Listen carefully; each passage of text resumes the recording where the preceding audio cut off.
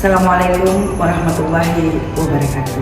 Salam sejahtera bagi kita sekalian dan salam sehat bagi Provinsi Maluku. Ada luwak, ada kopi, selalu menemani di kala sepi. Salam hormat dari Bidai Suara BPSDM Provinsi Maluku untuk Bapak Ibu peserta pelatihan kepemimpinan administrator.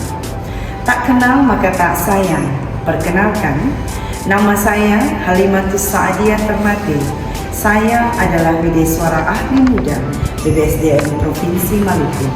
Saya sudah menikah, sudah punya anak 3, dan pengalaman mengajar saya di pelatihan dasar, diklat PIM 2, diklat PIM 3, serta diklat PIM 4. Kemudian di pelatihan kepemimpinan administrator sudah pernah mengajar, dan di agenda yang ketiga yaitu standar kinerja pelayanan, dan juga pernah mengajar organisasi digital. Email saya adalah eviternate05@gmail.com. Kemudian nomor HP saya boleh hubungi saya di 0853 44 54 6565.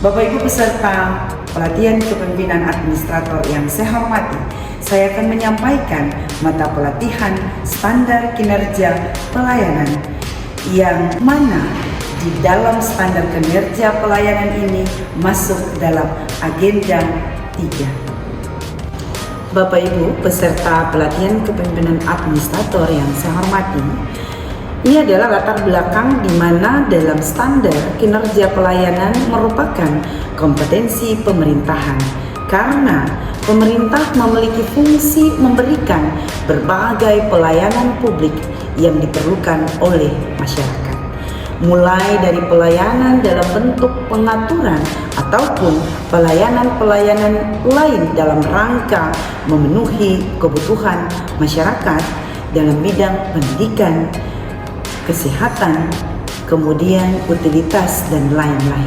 Nah, berbagai gerakan reformasi publik yang dialami oleh negara-negara maju banyak diilhami oleh tekanan masyarakat akan perlunya peningkatan kualitas pelayanan publik yang diberikan oleh pemerintah.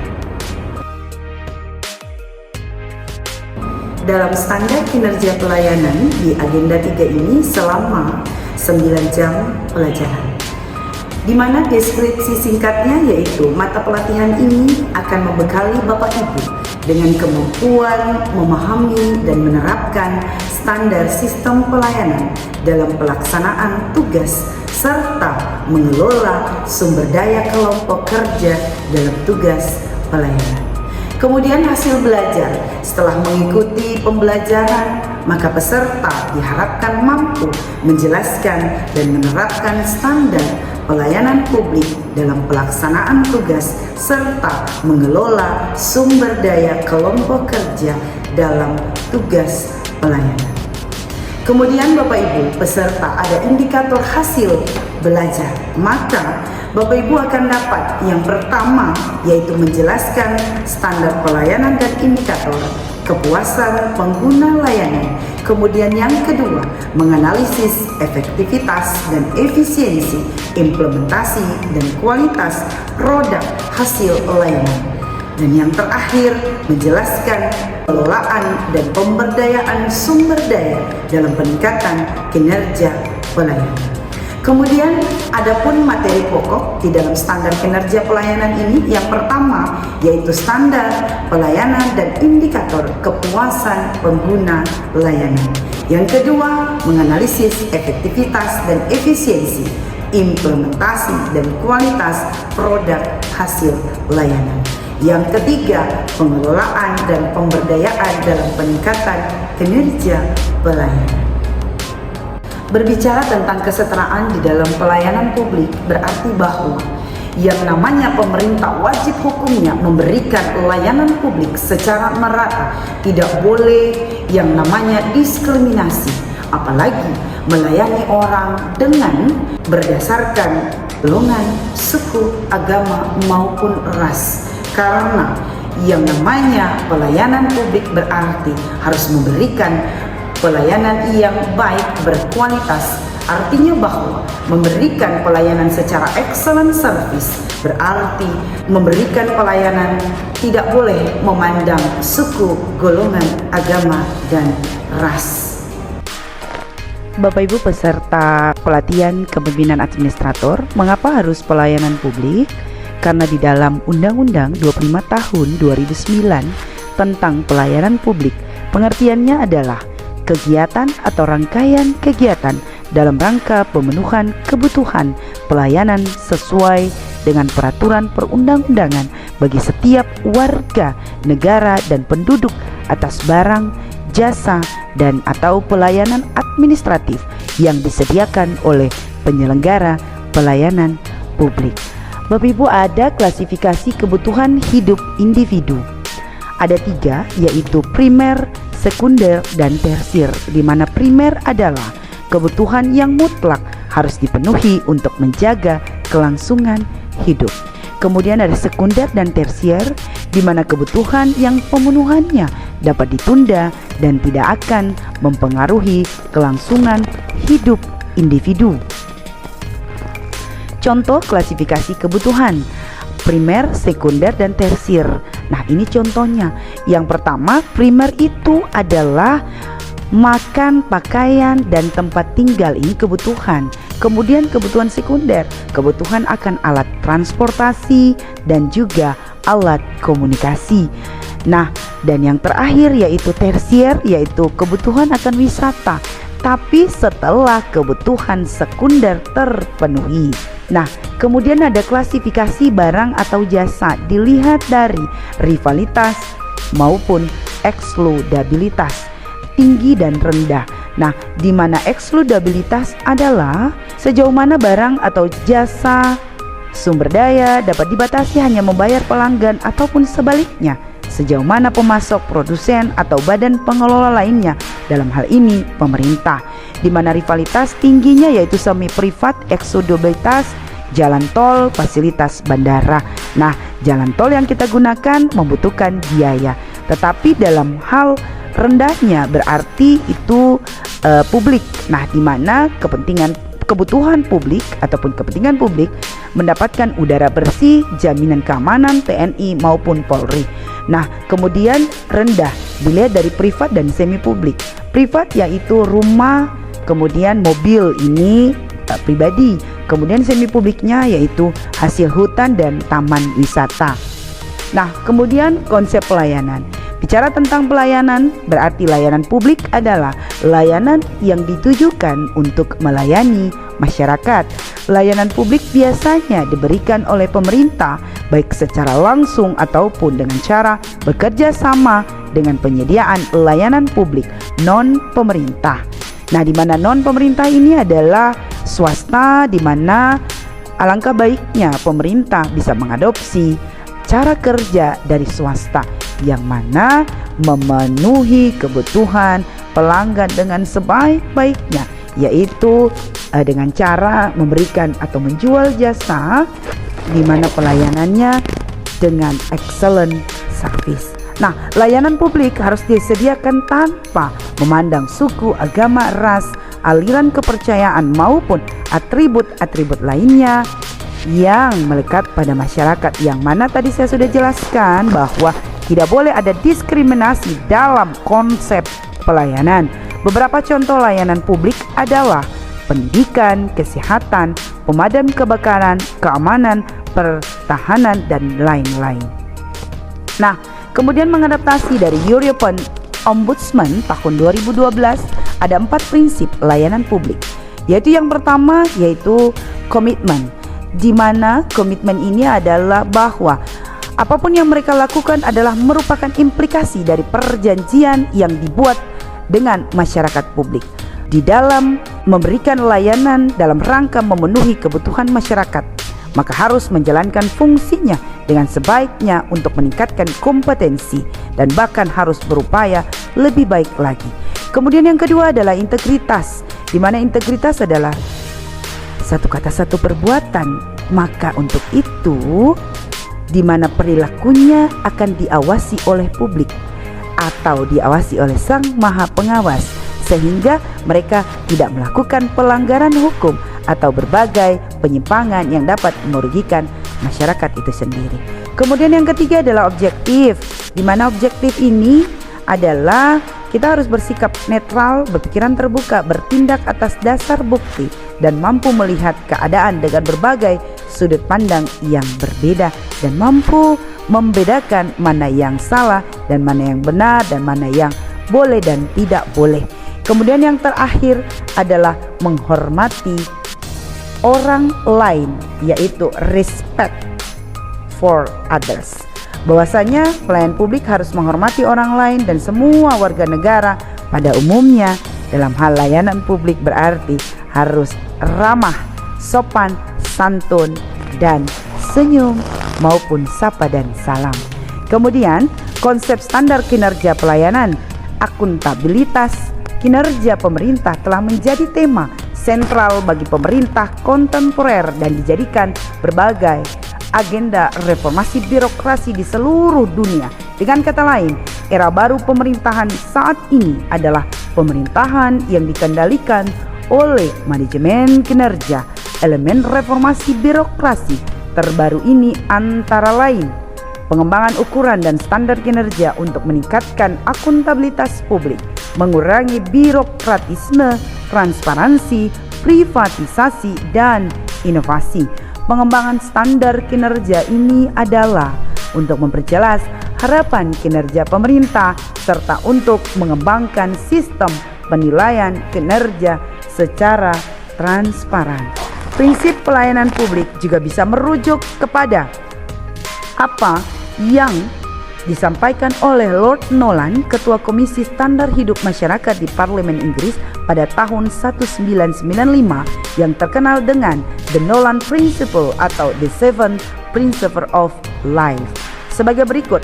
Yang pertama, tidak mementingkan diri sendiri. Pemegang jabatan publik harus mengambil keputusan semata-mata berdasarkan kepentingan publik, jadi bukan untuk mementingkan dirinya sendiri. Kemudian yang kedua, integritas. Integritas bahwasanya pemegang jabatan ini tidak boleh memiliki kewajiban finansial atau kewajiban lainnya yang dapat mempengaruhi mereka dalam melaksanakan tugasnya. Yang ketiga, objektivitas bahwasanya dalam menjalankan tugas terkait dengan penunjukan pengadaan barang jasa publik, melakukan kontrak dengan pihak ketiga atau merekomendasikan individu untuk mendapatkan pekerjaan atau manfaat tertentu, maka pemegang jabatan publik harus melakukannya berdasarkan prestasi. Kemudian akuntabilitas, di mana akuntabilitas ini bertanggung jawab atas keputusan dan tindakan mereka kepada publik dan harus tunduk pada pengawasan apapun yang sesuai dengan jabatan mereka. Dan yang kelima, keterbukaan. Bahwasanya pemegang jabatan publik harus seterbuka mungkin dalam mengambil keputusan atau melakukan tindakan apapun. Jadi mereka harus memberikan alasan untuk setiap keputusan yang mereka ambil, membatasi informasi hanya ketika ada tuntutan kepentingan publik yang lebih luas. Kemudian kejujuran, di mana jujur harus wajib untuk menyatakan kepentingan yang timbul dengan cara tetap mengedepankan kepentingan publik. Dan yang terakhir, kepemimpinan. Kepemimpinan berarti pemegang jabatan publik harus mempromosikan dan mendukung prinsip-prinsip kepemimpinan dan keteladanan bagi setiap pegawainya. Suatu standar kinerja harus objektif, terukur, realistis, dan dinyatakan secara tertulis. Standar kinerja juga harus disertai oleh alat ukur yang akan digunakan untuk menilai kinerja. Bapak Ibu yang saya hormati, untuk mengembangkan instrumen pengukuran setiap elemen maka diperlukan hal-hal sebagai berikut. Yang pertama yaitu kualitas kinerja. Kalau bicara tentang kualitas berarti bicara tentang bagaimana, seberapa efektif dan seberapa akurat bisa melahirkan produk akhir organisasi karena berkaitan dengan akurasi, penampilan, kegunaan, dan efektivitas. Kemudian yang kedua, kuantitas kinerja. Artinya bahwa seberapa banyak pekerjaan yang harus dihasilkan. Standar kuantitas juga dapat dimintakan dalam tingkat kesalahan pekerjaan seperti presentasi maupun kesalahan yang ditolerir per unit kerja atau keseluruhan yang ingin dicapai. Kemudian yang ketiga, ketepatan waktu. Nah, seberapa cepat kapan atau pada tanggal berapa pekerjaan harus dilaksanakan dan harus selesai. Kemudian yang terakhir tidak kalah pentingnya yaitu efektivitas biaya. Berapa anggaran yang diperlukan untuk menghasilkan setiap unit produk. Standar biaya harus benar-benar memperhitungkan penggunaan sumber daya lain, personil, sarana prasarana, teknologi, dan lain sebagainya. Peran penting standar kinerja dalam controlling yang merupakan salah satu tahapan dalam manajemen kinerja. Yang pertama yaitu menetapkan standar kinerja, yaitu sasaran, kemudian mengukur kinerja, kemudian membandingkan kinerja aktual dengan standar kinerja yang akan ditetapkan, kemudian mengambil tindakan korektif jika diperlukan, dan menggunakan informasi yang diperoleh dari proses tersebut untuk menetapkan standar kinerja masa depan. Nah, Undang-Undang Nomor 25 Tahun 2009 tentang Pelayanan Publik Bapak Ibu, Pasal 15, 20, 21, dan 22 mengamanatkan setiap penyelenggara pelayanan publik wajib menyusun, menetapkan, dan menerapkan standar pelayanan yang memuat sekurang-kurangnya 14 komponen standar pelayanan. Nah, ada definisi-definisi dari standar pelayanan penyelenggara dan masyarakat, di mana standar pelayanan merupakan tolak ukur yang menjadikan sebagai pedoman penyelenggaraan pelayanan ataupun acuan penilaian kualitas pelayanan. Nah, kemudian di penyelenggara, definisinya yaitu setiap institusi, penyelenggara negara, korporasi, lembaga independen yang dibentuk berdasarkan undang-undang untuk kegiatan pelayanan publik. Kemudian masyarakat, yaitu seluruh pihak, baik perseorangan, kelompok maupun badan hukum. Nah, latar belakang dari perlunya standar pelayanan, yang pertama tuntutan aspirasi masyarakat terhadap penyelenggaraan pelayanan publik yang berkualitas. Kedua, memberikan pemahaman dan persepsi yang sama bagi penyelenggara, masyarakat, dan pihak terkait dalam penyusunan standar pelayanan. Diperlukan adanya standar pelayanan di tiap unit pelayanan sebagai jaminan dan kepastian penyelenggaraan pelayanan. Jadi dalam setiap OPD maupun organisasi harus diperlukan adanya standar pelayanan. Nah, tujuan standar pelayanan pastinya memberikan kepastian, meningkatkan kualitas dan kinerja pelayanan sesuai dengan kebutuhan masyarakat dan selaras dengan kemampuan penyelenggara sehingga mendapatkan trust ataupun kepercayaan dari masyarakat. Sasaran standar pelayanan, setiap penyelenggara mampu menyusun, menetapkan dan menerapkan standar pelayanan publik dengan baik dan konsisten supaya tidak terjadi adanya pengaduan dari masyarakat. Nah, komponen standar pelayanan wajib dipublikasikan. Nah, informasi dari standar pelayanan service delivery harus dapat diakses dengan mudah untuk diketahui dan dipahami oleh masyarakat melalui berbagai media. Yang pertama, tatap muka, membaca di lokasi tempat pelayanan, kemudian media SMS atau telepon, email, website, kemudian media sosial. Kemudian service delivery. Yang pertama harus ada persyaratan, kemudian sistem, mekanisme dan prosedur, kemudian jangka waktu pelayanan, kemudian yang paling penting ada biaya atau tarif. Nah, di sini tadi terkait dengan pengawas tadi Bapak Ibu. Kalau tidak dilihat dengan biaya tarif, maka yakinan percaya pasti masyarakat akan melaporkan di badan lembaga independen, yaitu salah satunya yaitu ombudsman. Kemudian yang kelima adalah produk pelayanan. Kemudian penanganan pengaduan saran dan masukan. Kemudian yang ketujuh, dasar hukum. Kemudian yang ke-8, sarana prasarana atau fasilitas. Kemudian yang ke-9, kompetensi pelaksana. Kemudian ada pengawasan internal dalam organisasi itu. Kemudian jumlah pelaksana, jaminan pelayanan, jaminan keamanan dan keselamatan pelayanan. Dan yang terakhir, adanya evaluasi kinerja pelayanan. Harus ada evaluasi di setiap akhir dari standar pelayanan. Nah, ada siklus penyusunan standar pelayanan, di mana di dalam siklus ini pasti ada yang namanya perbaikan berkelanjutan. Yang pertama, penyusunan rancangan standar pelayanan, kemudian pembahasan rancangan standar pelayanan dengan masyarakat, penetapan standar pelayanannya, kemudian penetapan maklumat pelayanannya. Nanti saya kasih lihat bahwa contoh maklumat pelayanannya, kemudian penerapan standar pelayanan, dan terakhir monitoring dan evaluasi. Nah, siklus ini akan secara terus-menerus dilakukan perbaikan berkelanjutan. Nah, pembahasan rancangan standar pelayanan dengan masyarakat lewat diskusi grup terfokus, focus group discussion, pembahasan yang lebih mendalam terhadap materi rancangan standar pelayanan, bila perlu dengan mengundang narasumber ahli yang terkait dengan jenis pelayanan yang akan dibahas. Nah, kemudian yang kedua, bisa dengar pendapat atau public hearing, penelusuran fakta-fakta yang dapat mengungkap kepentingan khalayak ramai yang sesungguhnya dilakukan dengan mengundang praktisi yang dipandang bisa mewakili publik.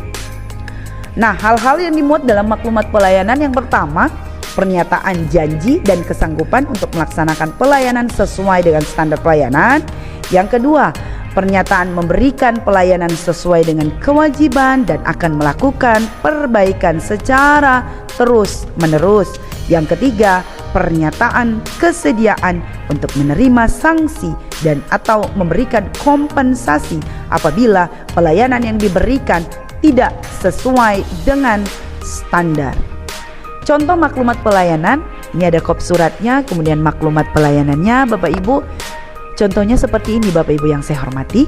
Dengan ini kami menyatakan sanggup menyelenggarakan pelayanan sesuai standar pelayanan telah ditetapkan, dan apabila kami melanggar, kami bersedia menerima sanksi sesuai dengan ketentuan yang berlaku. Contohnya Jakarta, kita contohkan misalnya Maluku tanggal sekian, kemudian pimpinan penyelenggara pelayanan. Nah,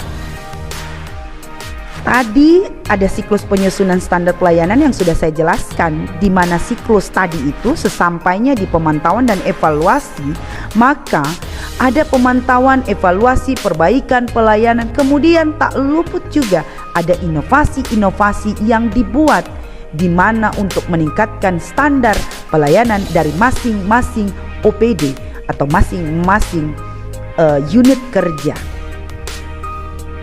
Kita masuk di dalam mengukur kinerja pelayanan Bapak Ibu. Survei kepuasan masyarakat ada di dalam Permenpan nomor 14 tahun 2017. Nanti Bapak Ibu peserta pelatihan kepemimpinan administrator boleh mendalami di Permenpan itu nomor 14 tahun 2017. Nah, di mana pasal 20 sampai 39 Undang-Undang nomor 25 tahun 2009 tentang pelayanan publik. SKM merupakan bentuk kerjasama antara penyelenggara pelayanan publik dengan masyarakat dalam rangka melakukan penilaian kinerja pelayanan agar penyelenggara layanan dapat meningkatkan kualitasnya, di mana ada tujuan, kemudian ada sasaran, kemudian ada pasal 1, kewajiban melakukan SKM itu secara berkala minimal 1 kali setahun. Nah, ini ada pasal 3-nya, dapat bekerja sama dengan lembaga lain yang memiliki kredibilitas dan reputasi. Kemudian ada pasal 4, wajib mempublikasikan hasil SKM tersebut, kemudian menyampaikan laporan kepada Menpan RB. Dan pasal 6, kewajiban untuk melakukan evaluasi terhadap hasil SKM tersebut. Kemudian Bapak Ibu, ada unsur-unsur dari SKM itu Permenpan RB 14 tahun 2014. Yang pertama, persyaratan. Kemudian sistem dan mekanisme dan prosedurnya seperti apa? Waktu penyelesaiannya berapa lama? Kemudian biaya tarifnya berapa, sekian, sekian, dan sekian. Kemudian yang kelima, produk spesifikasi jenis pelayanannya seperti apa. Kemudian ada kompetensi pelaksanaan, kemudian perilaku pelaksanaan, penanganan pengaduan, saran dan masukan, dan yang terakhir yaitu sarana dan prasarana. Langkah-langkah pelaksanaan dari SKM itu, yang pertama step 1 ada persiapan, step 2 pengumpulan data, step 3 pengolahan data, step 4 berarti analisis hasil evaluasi, kemudian step yang kelima yaitu pelaporan dan publikasi. Harus dipublikasikan Bapak Ibu. Nah, Bapak Ibu yang saya hormati, nah ini tadi di langkah persiapan Penetapan pelaksana dilaksanakan sendiri ataupun dilaksanakan oleh pihak ketiga. Penyiapan bahan kuesioner, bagian dari kuesioner, kelengkapan peralatan, penetapan responden, lokasi dan waktu pelaksanaan. Nanti boleh Bapak Ibu pelajari. Nah, ini ada contoh-contoh kuesionernya, boleh nanti saya bagikan ke masing-masing peserta. Kemudian teknik pengisian kuesioner dengan wawancara tatap muka, kuesioner melalui pengisian sendiri termasuk yang dikirimkan melalui surat, kuesioner elektronik atau e-survey, diskusi kelompok terfokus, wawancara tidak berstruktur melalui wawancara mendalam. Nah, pemantauan dan mekanisme pelaporan serta evaluasi. Yang pertama, setiap instansi pemerintah perlu menunjuk atau menugaskan unit kerja tertentu secara independen dapat melakukan pemantauan dan evaluasi pelaksanaan penilaian kepuasan masyarakat, melaporkan hasilnya, kemudian dalam rangka peningkatan transparansi, rencana tindak lanjutnya harus dipublikasikan. Kemudian yang terakhir, agar dapat membandingkan indeks kinerja unit pelayanan secara berkala, maka diperlukan survei secara periodik dan berkesinambungan. Nah, Bapak Ibu yang saya hormati, pengelolaan sumber daya dalam pelayanan publik. Sumber daya dalam pelayanan publik ada pegawai, sistem manajemen pelayanan, yang tak kalah pentingnya sarana dan prasarana. Bagaimana pelayanan itu berkualitas ketika tidak didukung oleh sarana dan prasarana yang memadai. Ada 3 komponen ini yang sangat-sangat penting. Nah, kunci peningkatan kualitas pelayanan, perilaku wajib dalam melayani, merespon cepat, penting Bapak Ibu. Memberikan senyum, sangat penting. Kemudian ramah, sabar, mampu meredam emosi Bapak Ibu. Ketika Bapak Ibu adalah seorang pemimpin, berarti Bapak Ibu harus mempunyai EQ, SQ, dan IQ juga. Nah, disiplin, kemudian tulus, kemudian mendengar apa yang dimau oleh pelanggan, kemudian harus peka terhadap keadaan sekitar dan menghormati setiap insan manusia. Kemudian harus saling membantu, tidak segan mengucapkan maaf atau terima kasih, karena 3 kata ajaib dalam pelayanan: maaf, tolong, dan terima kasih. Nah, kemudian menawarkan solusi, fokus, dan yang terakhir harus dapat dipercaya. Kemudian pegawai. Nah, ini kita sentil dari pegawai. Membangun komitmen pelayanan. Harus membangun komitmen pelayanan. Kemudian mengenali pengguna pelayanan atau fokus kepada pelanggan. Kita harus mengenali bagaimana, harus tahu siapa pelanggan kita. Kemudian penempatan petugas sesuai dengan kompetensinya. Kemudian yang keempat, harus ada pengembangan pegawai. Dan yang kelima, pembentukan tim. Serta yang terakhir, monitoring dan evaluasi itu penting. Nah, masuk di dalam monitoring dan evaluasi berarti membuat instrumennya, menyusun jadwal, melaksanakan monitoring dan evaluasi, mengolah data, kemudian membuat laporan hasil monef, dan kemudian membuat rekomendasi kepada pimpinan. Sistem manajemen pelayanan, penerapan pelayanan berbasis elektronik, pengaturan tentang proses bisnis, pengaturan sistem pengelolaan pengaduan, kemudian pengaturan standar kerja dan pelayanan, pengaturan fasilitas pelayanan. Perbaiki sistem pelayanan mendukung pelayanan. Nanti boleh Bapak Ibu lihat, itu ada plan, do, check, kemudian menyempurnakan secara bertahap. Kemudian bagaimana merencanakan, kemudian melakukan, mengecek atau mengevaluasi lagi, kemudian melakukan atau aksinya. Nah, sarana prasarana pelayanan harus didukung dengan fasilitas pelayanan publik secara efektif, efisien, transparan, akuntabel, dan berkesinambungan serta bertanggung jawab terhadap pemeliharaannya. Nah, penyediaan sarana prasarana bagi pengguna layanan berkebutuhan khusus. Pemetaan kebutuhan sarana prasarana untuk berkebutuhan khusus, sinergi penyediaan sarana dan prasarana untuk kelompok berkebutuhan khusus. Perbaiki bangun fasilitas yang mendukung pelayanan. Fasilitas didirikan bagi pengguna layanan, pegawai juga harus dibangun atau diperbaiki sehingga memberikan pelayanan yang prima. Kemudian pengguna layanan memberikan atau memperoleh kesan positif dari kita sebagai pemberi layanan. Kemudian perbaikan berkelanjutan pastinya secara terus menerus. Nah, kesimpulannya bahwa Bapak Ibu sebagai seorang pemimpin administrator melekat pada dirinya, yaitu julukan sebagai pemilik kompetensi kepemimpinan kinerja harus kompeten, di mana yang meliputi harus mampu memahami konsep standar kinerja pelayanan. Kedua, mampu memahami dan mengintegrasikan standar pelayanan minimal. Kemudian yang terakhir, mampu mengelola dan memberdayakan sumber daya pelayanan yang meliputi sumber daya manusia, sumber daya sarana dan prasarana, serta sumber daya teknologi. Quotes kita di saat ini, seorang pemimpin belum dikatakan memimpin sampai dia meletakkan pelayanan dalam kepemimpinannya. Sri Sultan Hamengkubuwono ke-8. Ibu peserta pelatihan kepemimpinan administrator yang saya hormati, itulah tadi apa yang dapat saya sampaikan. Mudah-mudahan dapat bermanfaat bagi Bapak Ibu sekalian di dalam menciptakan standar kinerja pelayanan di masing-masing OPD, dan juga dapat menjadi agen perubahan demi mewujudkan pelayanan publik yang maksimal terhadap organisasi masing-masing. Wassalamualaikum warahmatullahi wabarakatuh. Salam sehat dari Bumi Ambon, Manisi.